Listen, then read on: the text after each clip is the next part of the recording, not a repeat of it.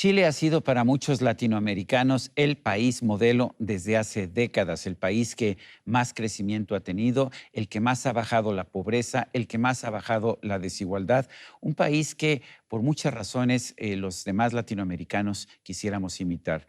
Lo curioso del caso es que Chile ha enfrentado también una serie de manifestaciones populares muy violentas que han llevado ahora a un referéndum para hacer una nueva constitución. Se ha hablado de eliminar la constitución de Augusto Pinochet, pero lo curioso del caso es que si yo veo la constitución que se está eliminando, está firmada por el expresidente socialista Ricardo Lagos. Para tratar de entender más lo que está ocurriendo allá en Chile, le he pedido a Sebastián Izquierdo, él es académico, es director ejecutivo del Centro de Estudios Horizontal allá en Santiago de Chile, que converse con nosotros unos momentos. Santiago Izquierdo, siempre es un gusto conversar contigo. ¿Cómo estás?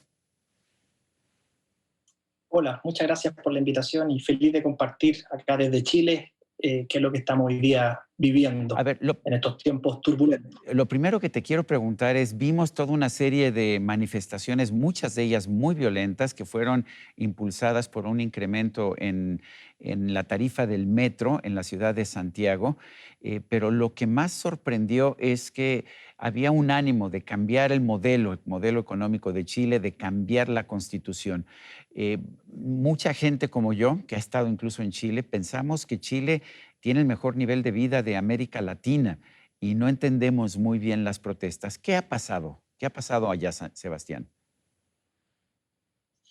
Bueno, efectivamente, nosotros ya hace un año atrás, lamentablemente, tuvimos un episodio característico de mucha violencia en Santiago y en algunas principales regiones a lo largo de todo Chile.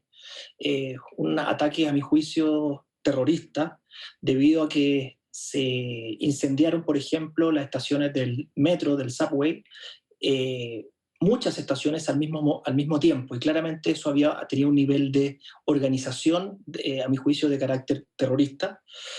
Sin embargo, posterior a estos hechos de violencia, lo que resultó bastante sorprendente a la luz de aquellos días era que esta violencia por parte de la ciudadanía no estaba siendo repudiada, sino que está siendo más bien comprendida en base a un malestar social. Uno podría, hoy día ya con un año de transcurso, uno podría darse cuenta de aquello. ¿Por qué digo esto? Porque el 18 de octubre Chile sufrió un estallido muy violento, pero después de una semana posterior hubieron muchas marchas, en su mayoría con mucha gente pacíficas. Y por lo tanto, de ahí es que el propio gobierno lo que hace para poder encauzar este malestar con características violentas, pero también con características pacíficas, llama a un gran acuerdo por la paz y por la nueva constitución. Quiere decir esto que con todo el conglomerado político en el Congreso hasta horas muy altas de la madrugada se llega a un acuerdo de poder abordar la violencia, poder frenarla y adicionalmente encauzar esta crisis social en una nueva constitución, que era una constitución que venía desde la dictadura y por lo tanto se creyó en ese momento que ese era el camino para ello. Ahora, la Constitución de Chile que yo conozco está firmada por Ricardo Lagos, que tengo entendido enmendó la Constitución de Pinochet en su momento. ¿Estoy en lo cierto o estoy equivocado? No, está en lo correcto. Esta constitución ha sufrido, la constitución de don Augusto Pinochet tiene muchas modificaciones y una gran modificación por el expresidente Ricardo Lagos. Y por lo tanto, el cuerpo, la Carta Magna, que uno si la compara con la original, claramente tiene muchas modificaciones.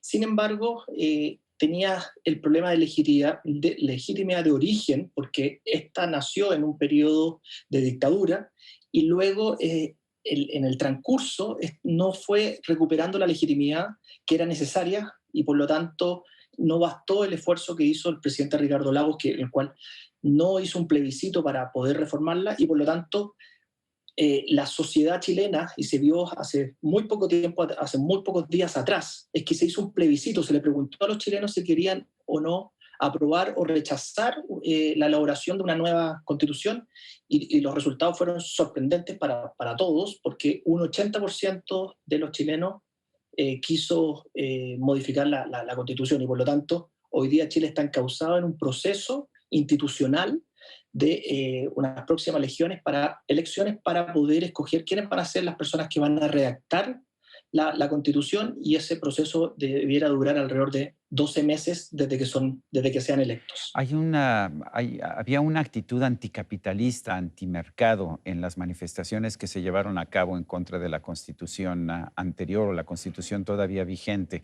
¿Hay un rechazo del sistema de libre mercado en Chile?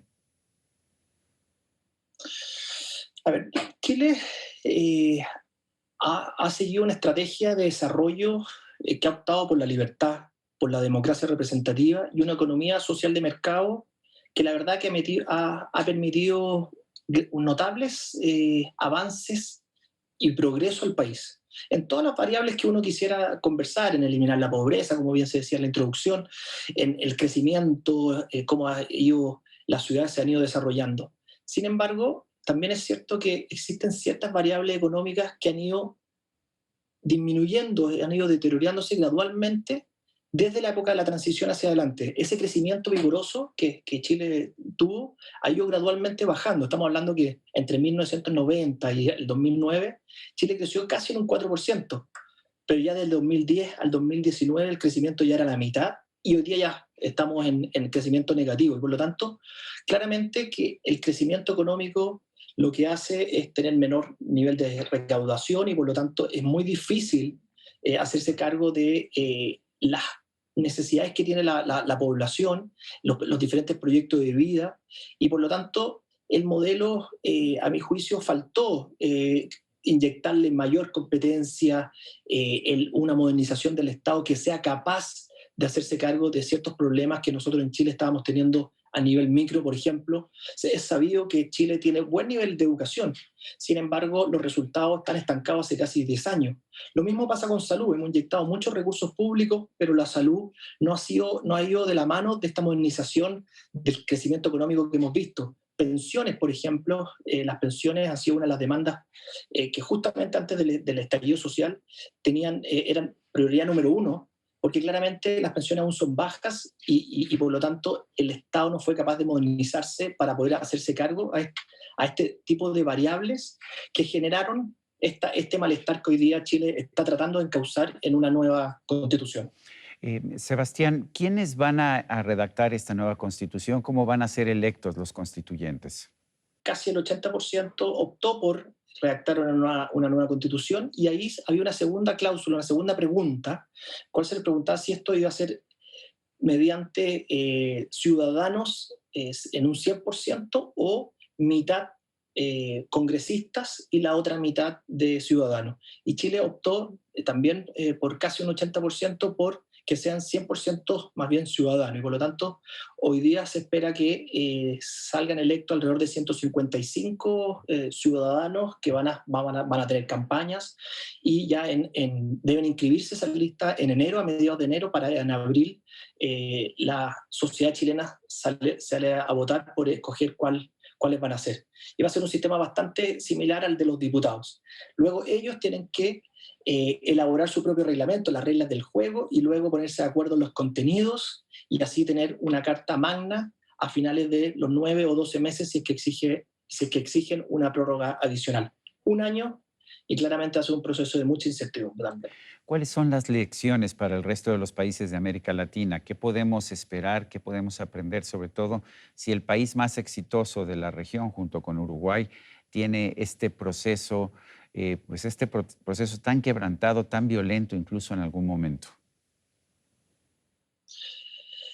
Bueno, el crecimiento económico es sumamente importante. Los países deben hacer los máximos esfuerzos por tener un desarrollo económico sostenible en el tiempo, pero también deben preocuparse de ciertos desequilibrios que este propio desarrollo puede traer. no todos se benefician del desarrollo económico y claramente hay que estar atentos por aquellos grupos que no lo están beneficiando en ese crecimiento sostenido, en esa distribución de las oportunidades, de las capacidades productivas, debe llegar a todos los chilenos. Debemos hacernos cargo de cuáles son los sectores, aquellas falencias que yo les mencioné, qué está pasando en educación, en salud, y de esa manera poder abordar lo social. Pero también existen variables políticas muy relevantes que deben también ser siempre monitoreadas junto a este crecimiento económico, junto con una humanización del Estado activo en los problemas sociales. Nosotros en Chile, por ejemplo, fuimos observando que la participación electoral, es decir, los ciudadanos cuando salen a votar, ha ido disminuyendo gradualmente, ha llegando a tasas muy bajas. Incluso en la mitad de este camino, de este trayecto, quisimos pasar a un voto voluntario. Eh, la adhesión a los partidos políticos y la pérdida de confianza en las instituciones claves de la democracia también se fue debilitando. Y lamentablemente este estallido social nos tocó también con una crisis de credibilidad sobre las ciertas organizaciones de orden público y social. Es decir, carabineros, las fuerzas policiales, estaban muy poco valoradas por parte de la ciudadanía.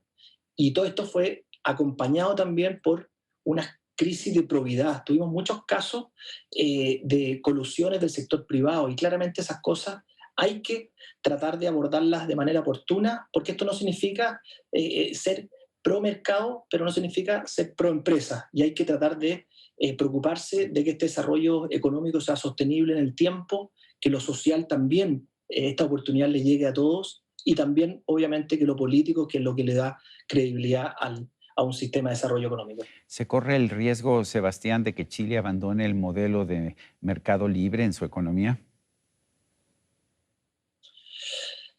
Yo creo que la discusión de una Carta Magna tenemos el riesgo de generar muchas expectativas y la verdad que un mero texto no va a resolver los problemas que hoy día los ciudadanos están aquejados.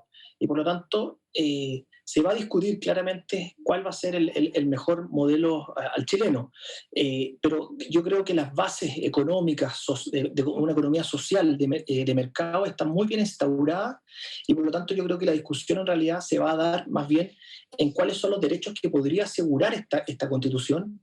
Y la verdad es que si no está acompañado de un Estado moderno capaz de ejercer esos derechos, la verdad no le va a cambiar la situación a la ciudadanía. Yo creo que el riesgo está más bien en las expectativas, más que un rumbo diferente por parte de nuestro país a un sistema de desarrollo, porque la verdad es que el desarrollo económico que ha tenido Chile ha tenido muchos logros y eso la ciudadanía lo ve.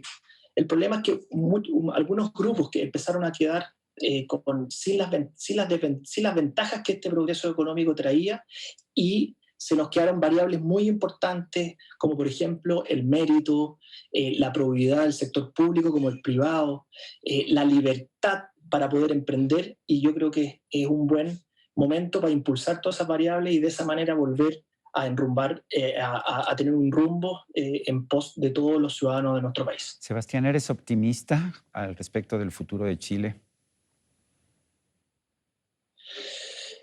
Eh, la, yo creo que discutir una nueva constitución no está ajeno de muchos riesgos. Sabemos que existen un proceso de mucha incertidumbre también y por lo tanto, si vienen tiempos, no van a ser fáciles, van a ser más bien difíciles.